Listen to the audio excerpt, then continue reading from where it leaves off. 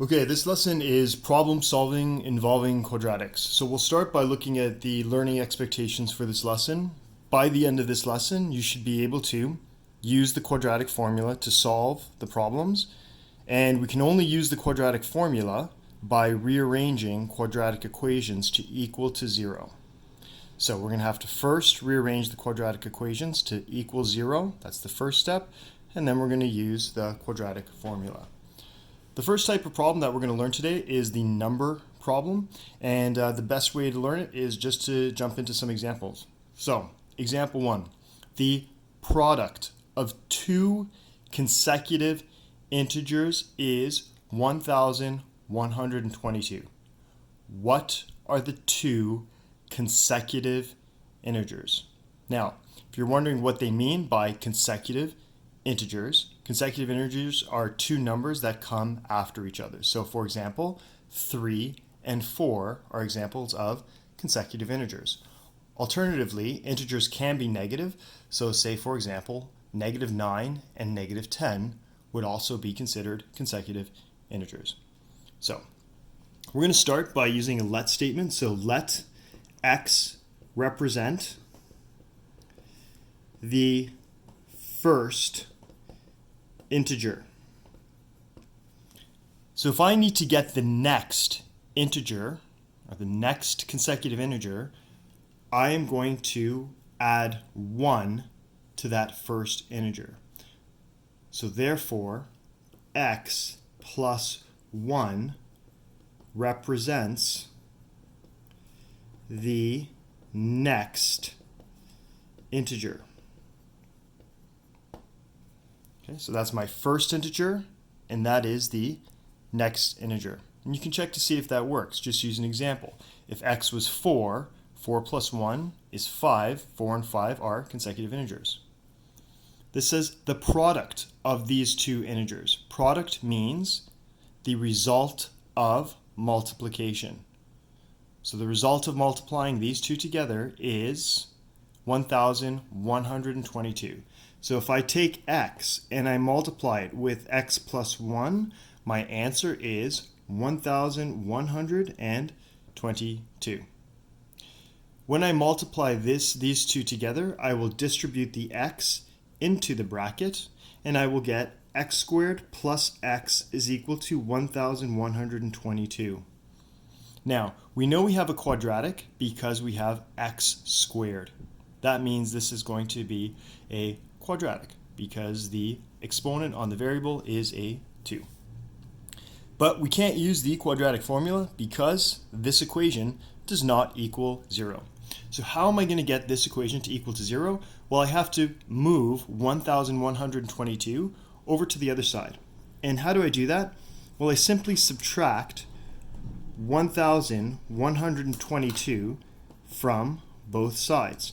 Now, you do not have to show the subtraction from both sides, but I just wanted to review that when you move something, it just means that you're subtracting it or adding it from both sides, right? So there we go. We have x squared plus x minus 1,122 is equal to 0. And you are more than welcome to skip this step if you so wish. Now we have a quadratic equation that is equal to 0. So that allows us to use the quadratic formula.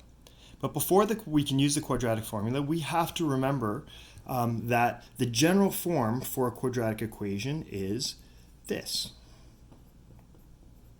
So can you look at these two equations and see if you can identify what is A in this equation, what is B in this equation, and what is C in this equation? Well, if we look at that, there's no coefficient in front of the x squared, so the implied coefficient or the implied number multiplying there is 1. So A is 1. Same thing with the x. There's no number there, so the implied coefficient or the number multiplying by x is just 1. So B is 1. And C is actually pretty clear. C is just negative 1,122.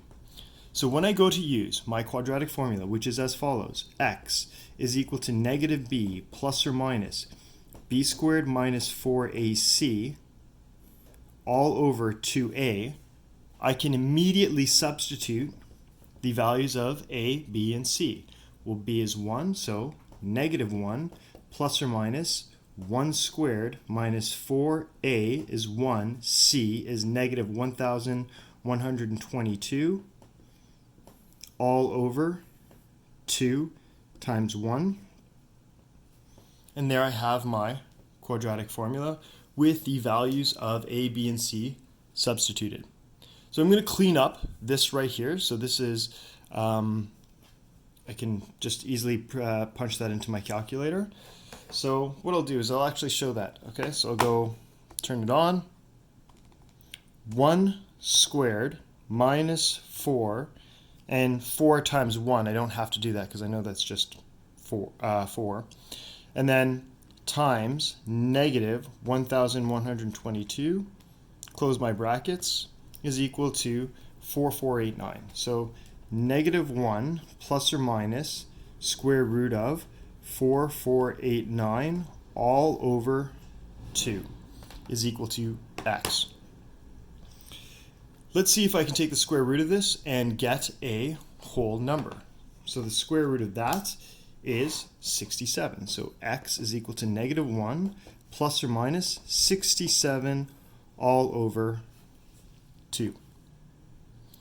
All right, as you can see, I've got a plus or minus, which means there's going to be 2 possible values for x. So I'm going to bring my answer up here. So that means that x, one of the values of x could be, negative 1, and I'm going to do the plus 67 over 2. The other possible value of x, or x is equal to negative 1 minus 67 over 2. So evaluating this, negative 1 plus 67 is 66 over 2, or x is equal to negative 68 over 2. So x is equal to 33, or x is equal to negative 34. So you might be thinking, oh, are these my 2 consecutive integers? Well, they're not. These are just 2 different possible answers, right? So if x is 33, what is the next integer? Well, the next integer is represented by x plus 1. So therefore, 34 is the next integer. Alternatively, if you look at this answer right here, negative 34 plus 1, so I can actually show that, negative 34 plus 1, that's my next consecutive integer, that's equal to negative 33. So I actually have 2 sets of answers. So therefore, 33 and 34, or negative 33 and negative 34 are the 2 integers. And I can check that out by doing 33 times 34 on my calculator, 1,122. That works. And we can just try the second set of integers. Negative 33 times negative 34 is equal to 1,122. So those both work. Great. Moving on to the next example. 2 numbers differ by 5. If the numbers are squared, then added, the result is 1,213. What are the 2 numbers if the numbers are positive? So this is going to be nice because we're only going to have to evaluate one set because the numbers are going to be positive. So again, we're going to start with a let statement. Let x represent one number. Now, the 2 numbers differ by 5. So there's a value of 5 between the 2 numbers. So therefore, you could say x minus 5 represents the other number. Because the numbers differ by 5, you could also have said x plus 5 represents the other number. But since most students, when they see the word differ, they think of subtraction, that's why I chose x minus 5. But alternatively, you could say x and x plus 5 as well, and you will still get the correct answer. But let's go with this set right here. So if the numbers are squared, then added, the result is 1,213. So that means if I take this number and I square it, so let's do that, x, and I square it, and I take this number, because that's the other number, x minus 5, and I square it, then add those two numbers, I get 1,213. Okay, so now what we're going to have to do is we're going to have to expand this out. So x to the power of 2, well, come on, that's just x squared. Now here, be very careful. This is x minus 5 squared. That is a binomial, because there's two terms, squared. So that means I have to write x minus 5 times x minus 5 is equal to 1,213. And then I can go x squared plus, and I can just FOIL here. X squared minus 5x plus 25 is equal to 1,213.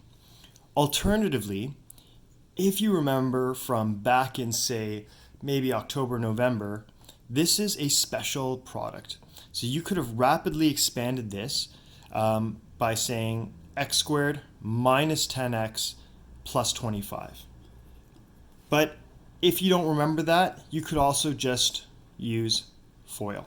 So x squared plus x squared minus 10x plus 25 is equal to 1,213.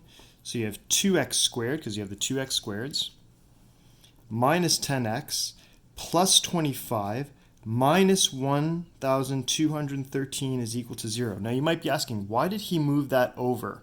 Well, remember, I can't use the quadratic formula unless one side is equal to 0. So let's quickly evaluate this.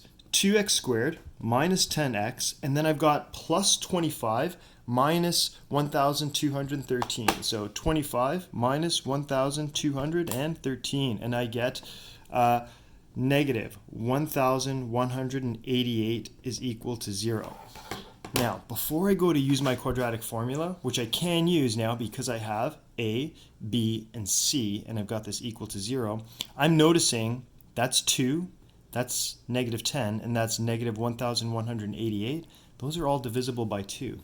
So I'm going to simplify this by dividing everything by 2. So that cancels. I have x squared, then I have minus 5x, and then here I'm going to have negative 594. The nice thing here is 0 divided by 2, well, that's just still 0. So I'm going to identify my A. A is 1, B is negative 5, and C is negative 594. If you don't want to do this step, you certainly don't have to, but it might help you identify what the different values of A, B, and C are to use the quadratic formula. So, moving up here. Quadratic formula. X is equal to negative b plus or minus b squared minus 4ac all over 2a. B is negative 5, so negative of negative 5, that's 5 plus or minus square root of negative 5 squared minus 4. A is 1, C is negative 594, all over 2 times 1. 5 plus or minus, okay? And I'm going to do this all at once. So the inside of the radical, I'm going to do that all at once on my calculator. So bracket negative 5 squared minus 4 times 1, not going to do that, times negative 594 equals 2,401 all over 2. So I need to find the square root of this. and that is 49. So 5 plus or minus 49 over 2. So I have two possible values of x. X is equal to 5 plus 49 over 2, and x is equal to 5 minus 49 over 2. Right? Because I have the plus or minus, I have to do the plus first here, and then I also have to do the minus over here. So x is equal to 54 over 2, or x is equal to negative 44 over 2. Well, I am not even going to bother with this one because this is going to produce a negative answer, and my question said the number had to be positive, so I'm not even going to bother with this. This, however, I can evaluate. So x is equal to 27. Okay, so I've got the first number here. And x minus 5 represents the other number, so therefore 27 minus 5 is equal to 22. So therefore the two numbers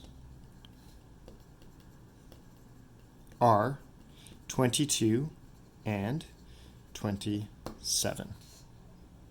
Okay, and just recall, again, I did not evaluate this one because it's negative 44 over 2, which would have been negative 22. But the question said that the numbers had to be positive, so I can choose not to evaluate that.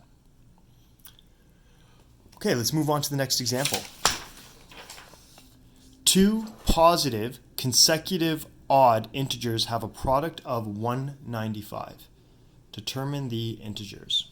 Okay, two positive consecutive odd integers. So again, let statement. Let x represent the first integer. Now, how do I find the next odd integer? Well, if I add 1, that's just the next integer, but that might not be odd. For example, if x was 3 and I just added 1, I would get 4. That's not an odd integer. So how do I get to the next odd integer? Well, instead of adding 1, I'm going to add 2. So therefore, x plus 2 represents the second integer.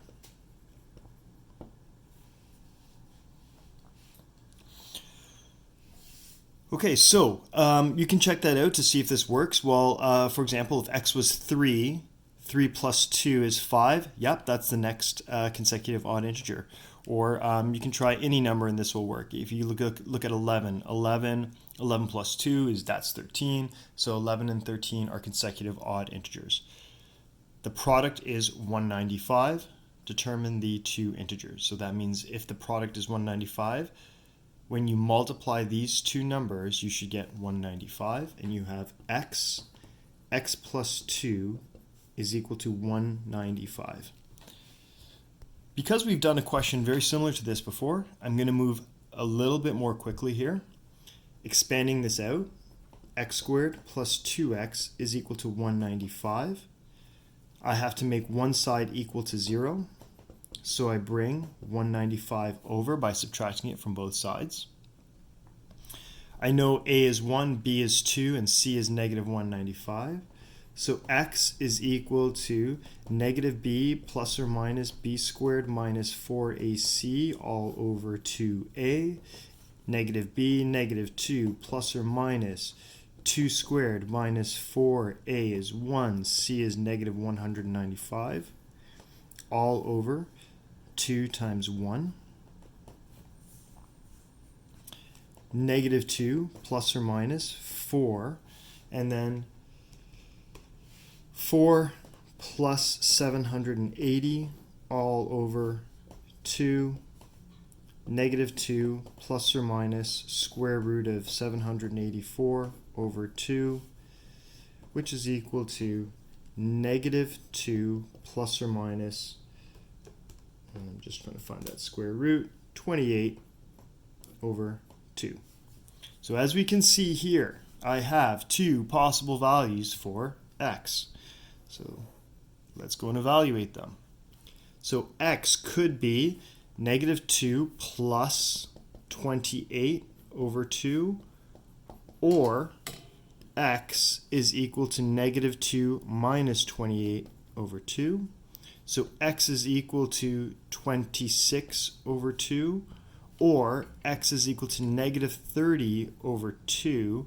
Well, this one is problematic because, as you can see, it said positive consecutive integers, and negative 30 divided by 2, that's going to give you negative 15. That is not positive. I do not have to evaluate this set. So x is equal to 13 so that's the first integer. So 13 plus 2 is the second integer. So therefore, 13 plus 2 is equal to 15. Therefore, the two integers are 13 and 15.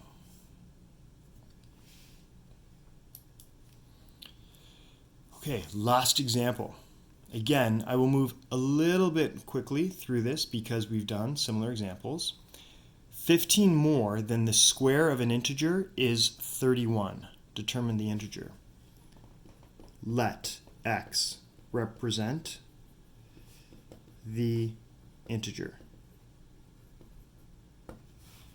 Now read this carefully. 15 more. So add 15 to the square of the integer. So I'll take this integer, I'm going to square it, and I will add 15 to that. Is 31 equals 31. So x squared is plus 15 minus 15 is equal to 31 minus 15. Again, I'm just going to show you that's how I'm moving numbers over to the other side. X squared is equal to 16. And take a look. I don't even need to use the quadratic formula here. I can just square root both sides. And I have to remember that when I square root both sides, I need to take the plus or minus square root of both sides because there's two possible values of x there. So x is equal to